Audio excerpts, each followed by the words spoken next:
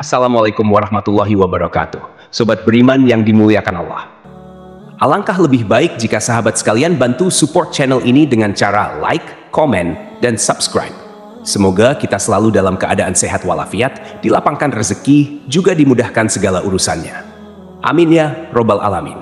Al-Baqarah adalah surat kedua di dalam Al-Quran yang memiliki 286 ayat, 6.221 kata, dan 25.500 huruf, menjadikan Al-Baqarah sebagai surat terpanjang di dalam Al-Quran. Al-Baqarah sendiri memiliki arti sapi betina. Kisah ini berlatar belakang di masa dakwah Nabi Musa alaihissalam kepada kaum Bani Israel. Ketika itu ada seorang yang sangat kaya dari kaum Bani Israel. Orang ini sudah berusia tua dan tidak memiliki anak. Artinya, ketika ia meninggal dunia nanti, ahli warisnya adalah saudara-saudaranya. Tidak ada riwayat yang menyebutkan nama laki-laki tua ini. Namun, salah satu saudara sepupunya berharap untuk menjadi pewaris harta tersebut. Karena desakan hidup, ia tergoda untuk melakukan perbuatan yang tidak benar demi mendapatkan warisan. Akhirnya, ia membunuh saudara sepupunya dan membawa jasadnya ke perbatasan dua wilayah untuk mengaburkan pelakunya. Konflik pun terjadi antara kedua wilayah, karena masing-masing saling menuduh. Ketika situasi memanas dan perang hampir pecah, seorang kakek bijak menyarankan mereka untuk menemui Nabi Musa guna mencari solusi. Nabi Musa kemudian berdoa kepada Allah Subhanahu wa Ta'ala agar diberi petunjuk untuk menyelesaikan masalah ini.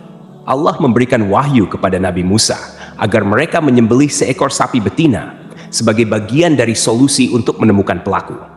Awalnya, kaum Bani Israel merasa bingung dan heran dengan perintah ini.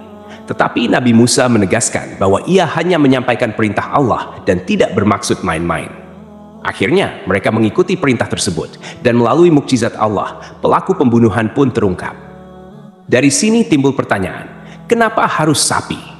Bukankah bisa dengan hewan lainnya seperti kambing atau unta? Para ulama mengatakan bahwa di dalam hati orang-orang Bani Israel ketika itu masih ada kecenderungan menuhankan sapi. Sebagaimana kisah yang diceritakan, Samiri pernah membuat patung sapi untuk menggantikan Allah Subhanahu wa Ta'ala. Setelah diperintahkan untuk mencari sapi betina oleh Nabi Musa, bukannya langsung mencari.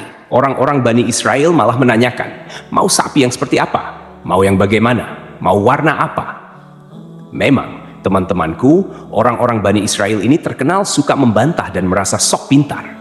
Akhirnya, karena banyaknya pertanyaan dari mereka, Nabi Musa memberikan ciri-ciri yang sulit untuk sapi yang harus mereka cari. Nabi Musa berkata, carilah sapi betina yang tidak terlalu tua dan tidak terlalu muda, tidak terlalu kecil, dan tidak juga terlalu besar. Namun, bukannya langsung mencari, mereka malah menanyakan lebih detail tentang sapi itu. Mereka berkata, wahai Musa, berdoalah kepada Tuhanmu, mau seperti apa warna sapinya? Setelah mendapat petunjuk, Nabi Musa berkata, carilah sapi betina berwarna kuning pekat, tak ada warna lain kecuali kuning di seluruh tubuhnya. Jika ada orang yang melihat sapi ini, ia akan langsung suka. Karena sifat mereka yang terus membantah, akhirnya Allah benar-benar memberikan tugas yang sulit kepada kaum Bani Israel ini.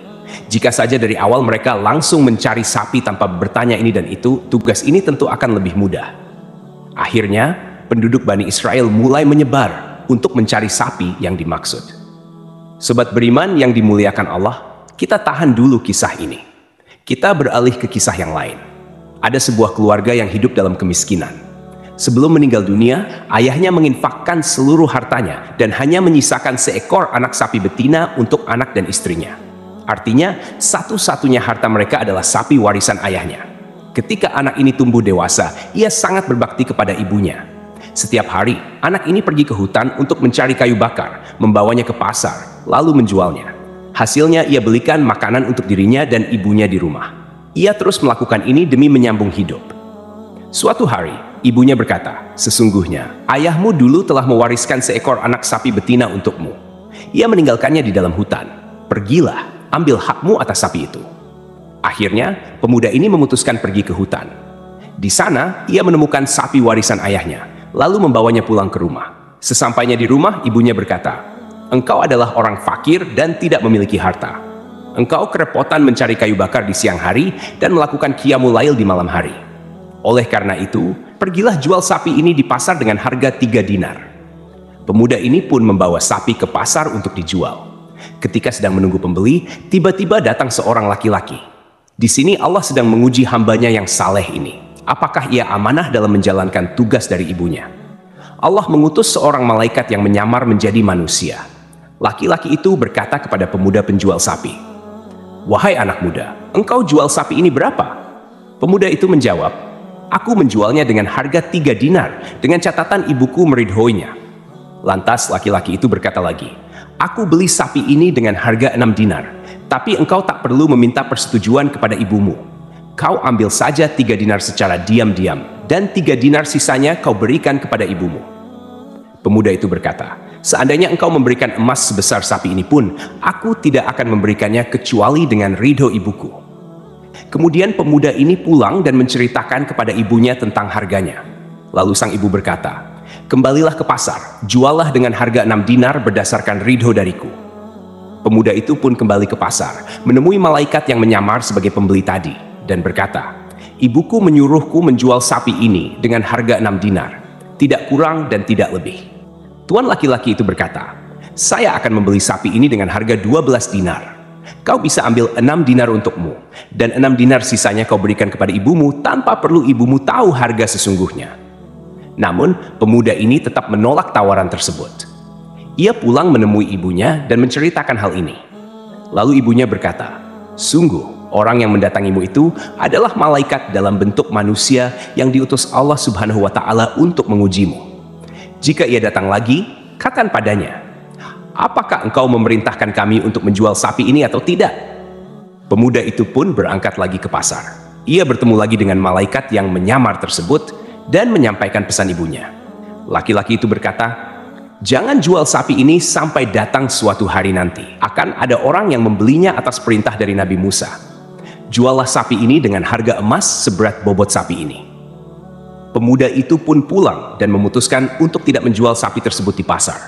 Pada suatu hari, orang-orang dari Bani Israel datang hendak membeli sapi itu atas perintah Nabi Musa alaihissalam. Pemuda itu berkata, "Silakan Tuan, aku menjual sapi betina warisan ayahku ini dengan harga emas seberat bobot sapi ini." Artinya, jika bobot sapi itu 1 ton, maka harganya juga emas seberat 1 ton. Orang-orang dari kaum Bani Israel pun terkejut mendengar harga tersebut. Akhirnya, mereka patungan untuk mengumpulkan emas sebesar itu. Sapi betina tersebut pun dibeli dengan harga sesuai bobotnya. Teman-temanku seiman, sapi itu kemudian dibawa kepada Nabi Allah Musa alaihissalam. Sapi tersebut disembelih, lalu Nabi Musa mengambil bagian paha kaki sapi itu dan memukulkannya ke jasad Syam atas izin Allah Subhanahu wa Ta'ala. Jasad yang sudah meninggal ini tiba-tiba bangkit dari kematiannya. Nabi Musa pun berkata kepadanya, "Wahai Syam, siapa di antara mereka yang membunuhmu?"